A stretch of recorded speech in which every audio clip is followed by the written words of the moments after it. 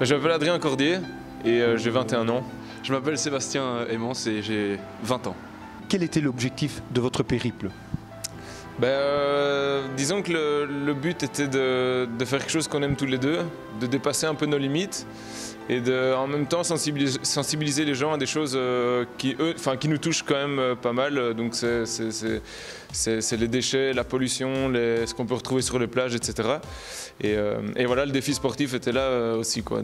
Bah oui, on a été super agréablement surpris par le bon accueil des gens tout le long du trajet. Peu importe les endroits où on s'est arrêté, on a toujours été super bien reçus.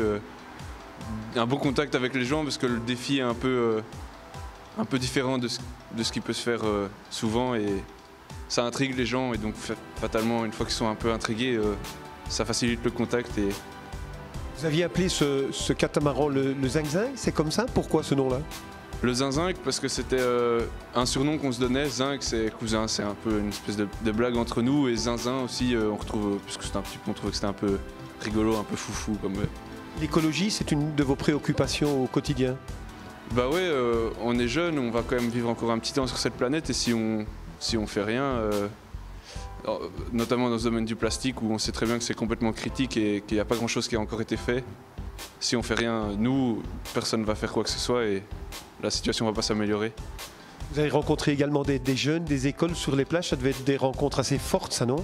Ouais, tout à fait, ouais, avec les enfants. Et puis on a été pas mal étonnés parce que les enfants étaient en fait hyper motivés à ramasser tout ça.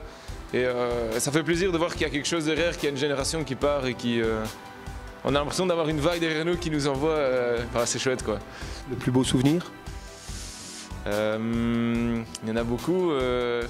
Je dirais que moi, c'est en passant Calais, d'abord en passant le Gros Port, en voyant tous ces ferries sortir et puis le Cap Blanc-Nez, Cap Griné, c'était très joli. C'est vrai que c'est un des trucs qui m'a le plus marqué aussi parce que c'était la première fois la première journée où on voyait un peu des paysages plus sympas que la côte belge qui n'est pas la plus rigolote. Et c'était impressionnant, on passait à côté de ces ferries, ça commençait à être des falaises, c'était beau, c'était marquant comme moment.